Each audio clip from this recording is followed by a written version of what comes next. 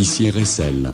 Voilà, on a laissé partir Anthony Principato et Franck Jadot, nos deux petits juniors, et on s'élève dans la hiérarchie. Face à moi, Flavien Subitani. Bonjour Flavien. Bonjour Jacques.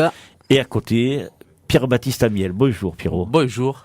Pierrot, ça me fait plaisir que tu viennes. Moi aussi. Parce que chaque fois que je t'ai invité, tu pouvais jamais venir. Tu m'as invité une fois et c'est tombé mal pour la fête des pêcheurs. Ouais. Donc c'était compliqué. Ouais. Et après on n'a pas réussi à trouver parce que chaque fois. Et après j'ai rien fait. Et donc, non, c'est compliqué. mais ça n'a rien fait. Mais au moins pour que tu nous parles des instruments et compagnie, comme l'a fait Franck.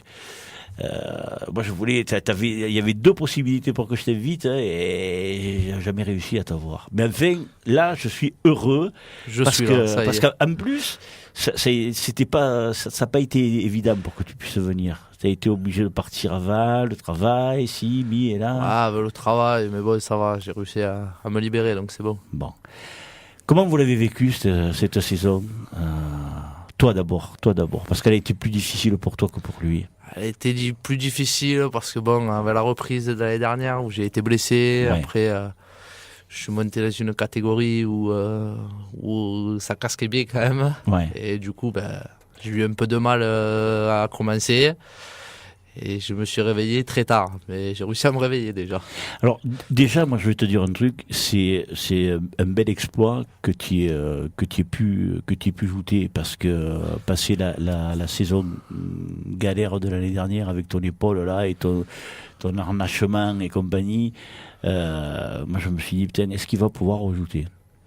Tu t'es posé la question? Je me la suis posée, j'ai commencé à dire je vais commencer la saison. Je mettais le strap, tout ça à l'épaule. Je voyais que ça tenait. Je te mettais le strap. Tu me mettais le strap. Merci. J'ai vu que ça tenait. Alors j'ai fait la saison jusqu'à que, on va dire que les premiers tournois, je craignais un peu à cause de l'épaule. Je ressortais le soir, j'avais mal. Mais ça s'est solidifié dans l'été, donc ça va. Alors dès le premier tournoi au Pavois à Gatois, il y avait Maxime Molto qui était au jury et qui était juste à côté de moi et puis on parlait.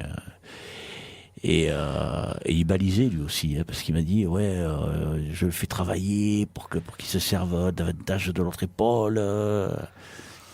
Ah oui, il veut que je joue au Pavois. Il me dit que, il m'a toujours dit que la lance, elle servait sur la passe, elle servait peu. Ouais. Pourtant lui, il casque drôlement à la lance. Oui, moi aussi ça m'arrive, mais après voilà, donc c'est pour ça que surtout dans une catégorie où on arrive et que c'est des hommes, c'est plus des enfants, c'est des hommes. Ouais. Ça, ils ont une force et du coup on doit se servir un peu plus du Pavois. Ouais. Donc voilà. Pour toi, la saison, elle a été meilleure, Flavien? Bon, pour moi, j'ai vécu une saison comme toutes celles qui sont passées, mais avec moins de résultats. Ouais. Du coup, après, comme je le dis plusieurs fois, les résultats, c'est pas ça qu'il faut les jouer. Hein. Non. On a eu une ambiance extraordinaire cette année senior, avec ce groupe que tu as parlé tout à l'heure avec Anthony et Franck. C'était tous les week-ends, on était ensemble le midi, on buvait un coup. Bon, franchement, les autres années, j'ai jamais vécu ça, quoi. Il y a eu vraiment un bon groupe. C'était vraiment une ambiance de folie cette année. Hein. C'était vraiment un régal. Et je languis maintenant les prochaines, plus que chaque année, pour revivre cette ambiance-là. Mais c'est lié à quoi? Comment ça se fait qu'il y ait eu une ambiance comme ça? Parce que toi, tu étais déjà l'année dernière un senior. Toi non, puisque c'était ta première année. Junior. Mais l'année dernière, il y avait une bonne ambiance, mais c'était pas comme ça. Ouais, je sais pas. Disons que ça s'est réveillé cette année, on dirait. Ouais. Je sais pas. Ce groupe, je me rappelle même plus comment il a été créé, quoi. Je crois que c'était Samir, El Mokadem et Jonathan Chalier. Je crois qu'ils parlaient de ça là. Et de ce coup, ils ont créé ce groupe. Au début, il y avait tout le monde dessus, mais c'était vraiment. Au début, on parlait juste il y a tel tournoi, machin, qui est là, qui est pas là, machin, patati patata, et après de là c'est parti les conneries, machin, on se moque d'un tel, celui qui morfle le plus c'est Léo, peu cher, hein. Ah oui, Léo, qu'est-ce qu'il prend Léo? Mais Léo, c'est normal qu'il en prenne, hein. Il arrête pas d'allumer tout le monde. Mais derrière, il se fait allumer. Et il aime pas se faire allumer derrière. Non, il aime pas. Ouais. Il aime pas. Moi, un jour, j'ai dit, mais attends, mais arrête, c'est toi le premier qui allume tous les autres. Donc, il faut bien quand même que tu comprennes que les autres aussi, ils en ont marre de se faire allumer, ils t'allument. C'est ça. Il se fait allumer. Ouais, alors, surtout oui, que oui. ces derniers temps, plus t'as morfle le pêcheur. Wow. Ah ouais. Ces derniers temps, ils ont sorti des photos de qualité plus jeune là. Même moi, je l'ai allumé l'autre jour quand il s'est blessé au championnat de France. J'ai pris la vidéo, j'ai fait une capture d'écran, on dirait qu'il a un PLS sur la barque. Hein. J'ai sorti la photo là. Wow. Il a pris cher, pêcheur. Hein. Mais il t'en veut pas. Oui, non, il m'en veut pas. Non. Je l'ai vu quand il y a 3 ou 4 jours. Oui. On l'a interviewé avec Fabio Di Santo Oui. pour la page Jouteur c'est ici. Oui. Et il m'a dit, je t'en veux pas, franchement. Moi, le premier, j'ai rigolé, il m'a dit. Hein. Ben oui. Après, voilà, Mais- on se moque gentiment, mais un peu tout le monde. Voilà. Oui.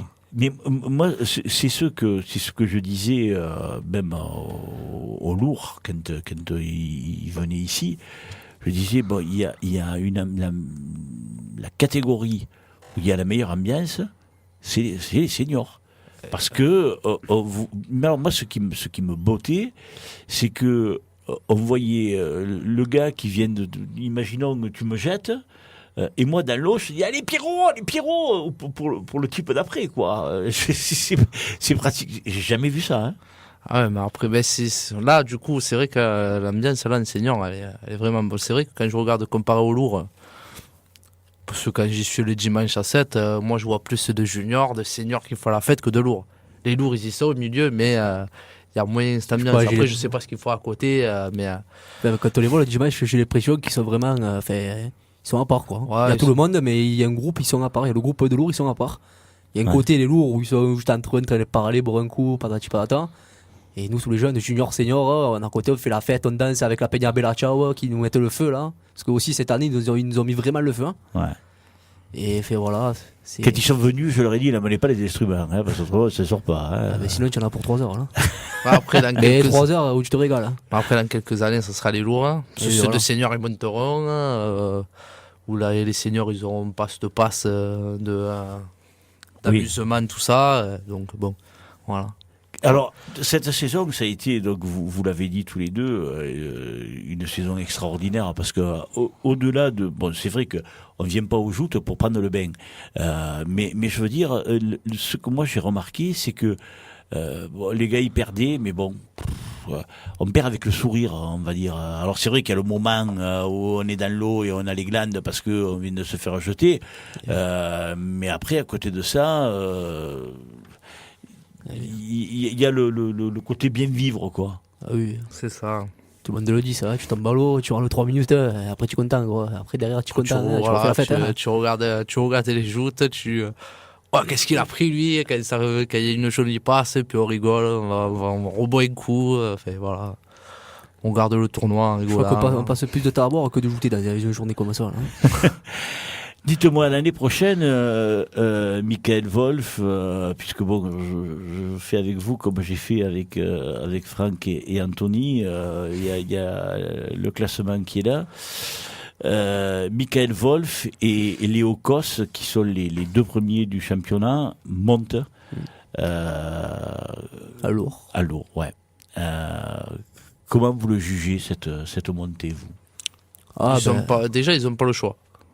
Oui. Ils n'ont pas le choix de monter par rapport au classement et à leur poids. Donc déjà, Ils sont obligés. Ils sont oui. obligés. Oui. Non. Non, Non, c'est sa deuxième année senior et il a fini dans les 3 premiers de ligue. Il connaît le règlement, hein, Pierrot. Si, ils ont fait, c'est vrai, t'as raison. Donc déjà, ils n'ont pas le choix. Après, on verra ce qu'ils font. Hein. C'est pas pareil. Hein. C'est pas la même Même joute, s'il y a quand même un bon niveau en senior, arriver en lourd, c'est pas pareil. Hein. C'est pas la même joute. Mais Ils pourront surprendre au début, je pense. Hein. ouais. Comme tous les seniors qui montent en lourd, au début, je pense qu'ils Oui, vont, ils non. vont se prendre quelques-uns. Après, les autres, ils vont voir ceux qui valent, les 2 jeunes là, et après, ils vont vite se faire calmer, je pense. Hein. Moi, tu vois, je pense pas ça.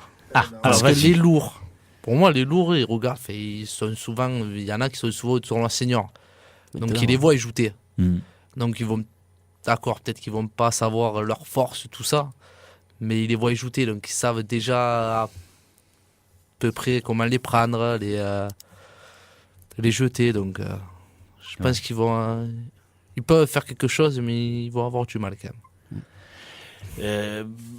Moi, je pense que ils vont remuer du monde. Hein. Oui. Ah, il n'y a pas de raison, je veux dire. Attends. Je pense que moi je les vois promis un bel avenir. Hein. Ah oui. Ils vont, mais je pense que là ils vont monter pour s'amuser, comme quand on monte à lourd, pour s'amuser au début. Ouais. Vraiment pour s'amuser, et comme Léo, il a pas dit ça à son interview, je crois qu'il était il voulait juste faire une revanche pour essayer de faire une revanche. Après il est là pour. Ouais. Et il y a un jour où il est venu. Alors le pauvre, lui avec beaucoup de gentillesse, il est souvent venu. Et en plus, il habite à Agde, et donc il rentrait à toutes les heures puisqu'il était à la mer et il venait. Et un jour, il est arrivé ici à 8h moins 10, alors que l'émission finit à 8h. Mais j'avais dit, mais Léo, je t'appellerai. Et ce jour-là, il y avait John Ragno et David April. Alors, ils étaient installés, tous les deux, puis on parlait, comme on le fait avec vous. Et on voit arriver Léo. Donc Léo, on l'a mis au coin, là, entre les deux. Et donc il a commencé à allumer, parce que lui, je sais pas s'il peut avoir une conversation sérieuse, Léo, parce que moi je l'ai toujours vu allumer. C'est rare. C'est très rare. Difficile. Ouais, voilà. Oui, c'est difficile. C'est difficile. Et donc il leur dit ouais, mais l'année prochaine moi je monte. Hein. Alors oui, je me rappelle. Voilà. Alors David et John lui disent ouais, mais bon, tu vas te faire rectifier, quoi. Et il dit, mais attendez, moi je vais vous montrer de quel bois je me chauffe. Puis je veux dire, bon, il dit pas ça à deux baigneurs, quoi. Hein. Il prend des types qui ont gagné des tournois, il leur dit ça. Et je veux dire, tout le monde est parti dans un grand éclat de rire. Mais je pense que il va causer quand même. Il va causer les gars. Oui. Mais... faudra qu'il se méfie quand même. Il va falloir se méfier quand même. Ouais. Faut pas qu'il parte trop confiant quand même. Non, il faut pas qu'il parte confiant. S'il part confiant, il est mort. Il va falloir qu'il... Il va allumer un peu pour essayer de le déstabiliser. Parce que c'est pas une catégorie dessus qui passe là, c'est Mondo dessus là. Ah ouais. Ça n'a rien à voir. Ouais. Mais bon. Comment vous le jugez, vous ? Vous allez monter bientôt, vous aussi ? Vous comptez rester quelques années là ? C'est quoi qui va faire que vous allez monter ou pas ? Moi, c'est mes saisons. Enfin, déjà, c'est la saison qui va arriver, ce que je vais faire. Et pourquoi pas une troisième saison. Et après, voilà. Si je fais pas le résultat comme cette année, je vois pas, même si ça va me saouler de pas monter en lourd. Mais bon, si je fais rien, je vais rester un senior. Ça sert à rien. Mais honnêtement. C'est des propos empreints de sagesse. Non, mais. Je te savais pas aussi sérieux quand même. Hein. Si. Bon. Et toi, on va parler que lui. On va voir ce que je fais l'année prochaine. Et si je vois que ça va mieux, peut-être je ferai une année de plus pour essayer de confirmer. Derrière, je monterai, je pense. Oui, mais alors toi, comment tu vas faire ? Parce que toi, en bossant, tu vas pas. Mais c'est bon, j'ai 7 tours de ligue, je gagne les 7 et c'est bon. Hein. Non, c'est pas vrai, je rigole. Tu gagnes tous tes tournois et c'est bon. Voilà, c'est bon. Hein.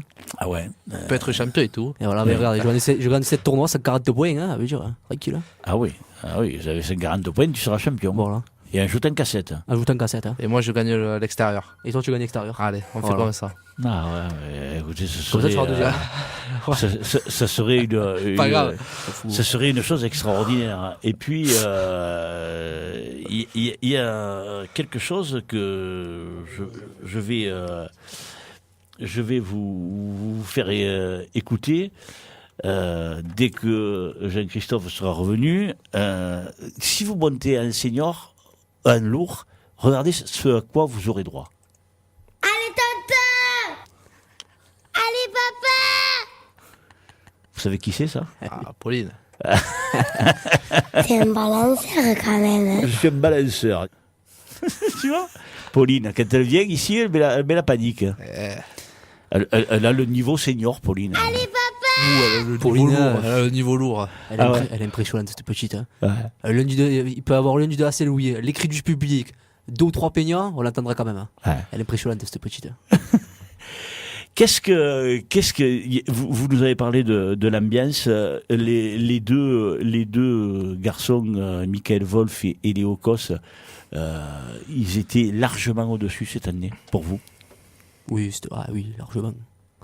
Déjà, ça s'est vu au tout début de la saison. Hein. Girelot remporte le premier, Wolf le deuxième, puis derrière Wolf le troisième. Après, Léo s'est un peu relâché, mais moi, je savais depuis avant la saison que Mika, vu comme il a fini la saison l'année dernière, je savais qu'il serait au-dessus cette année. Ouais. Ah ouais, vraiment. Il est resté net et sans bavure, quoi. Pour toi qui les découvrais, Pierrot, tu les as sentis toi aussi au-dessus de tout le monde, Mika et Léo? Je les ai sentis. Ils ont été, les tournois qu'ils ont gagnés, ils ont été au-dessus. Après, j'ai trouvé qu'il y avait un très bon niveau. Quand on voit Blaise, Jonathan, Blaise Humbert, Bartho, Valette. Dites les noms parce que. Pardon. Non, parce que nous on les connaît, mais oui. Tout ça, je trouve qu'il y a eu un gros niveau. Ah ouais. Oui, ils ont été au-dessus parce qu'ils les ont plus jetés que ce qu'ils se sont fait jeter. Ouais. Mais après, il y a eu un gros groupe de bons. Ouais. Et comment vous expliquez la présence des maigres, Blaise Humbert, Jean-Baptiste Valette, qui arrivent à faire des performances? Comment vous l'expliquez, vous? Comment tu expliques que Simon Caselli gagne la Saint-Louis-Lourdes, sachant qu'il est moyen? Parce qu'il est bon. Moi, je dirais qu'ils sont pareils. Ils sont bons.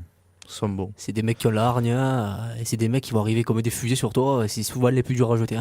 Ouais. Moi, franchement, j'ai moins de mal à jeter un gros que des mecs comme ça. Tu regarderas cette année, j'ai pris, je crois que j'ai pris deux fois Jean-Baptiste Valette, 1 ou 2 fois. Et deux fois, il m'a envoyé à. Je sais même pas si j'ai atterri encore. Oui, mais bon, a priori, les gens qui connaissent pas les joutes. Les gens qui connaissent pas les joutes, ils se disent, ouais, voilà, lui, normalement, il doit pas avoir de soucis à jeter un tel ou un tel.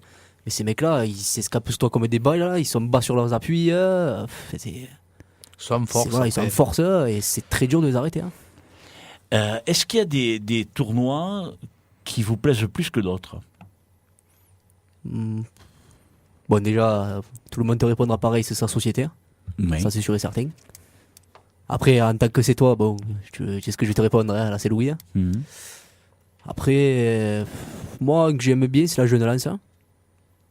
Bon, déjà, comme je t'avais dit en début de saison, le challenge des seniors, c'est un challenge qui me tient particulièrement à cœur. Bien sûr. Challenge Georges Damier-Spa. Et ouais, mais à part ces trois-là, après. Pas spécialement. Voilà. Et après, là, ajouter à 7, c'est régal, quoi. Ouais, c'est pareil, c'est un tournoi comme les autres. Après, l'ambiance, ouais, je préfère, comme il a dit, le tournoi de sa société, la Saint-Louis, forcément. Ouais. Après, il n'y a pas un tournoi à l'extérieur qui vous plaît ou Si, Frotignan, j'aime bien. Ouais, tu m'avais dit, j'aime bien, ouais. Tu m'avais déjà dit, je crois. On est dans ce petit cadre-là, on dirait qu'on est vraiment entre nous, quoi. Puis les barques, elles sont excellentes. Hein. Et puis, je sais pas, c'est un petit coin là-bas, là. Alors, il y a beaucoup de jouteurs qui trouvent les barques de Frontignan très bien. Le plancher est très grand. Et aussi pour les spectateurs, parce que le canal de Frontignan est le canal le plus étroit. Donc, on se sent près des. Ah oui, on voit très bien les passes. Près des jouteurs, ouais. Oui, c'est. Ça dépasse, ouais, on se croit, on est à côté, quoi. Enfin, on n'est pas écarté comme dans des tournois où on est loin. Ouais. Enfin, pas comme au Ballaruc, par exemple. Oui. Agde, par exemple, vu que ça fait plusieurs marches, au final, le jury, il est haut. Enfin, ouais. Mais après,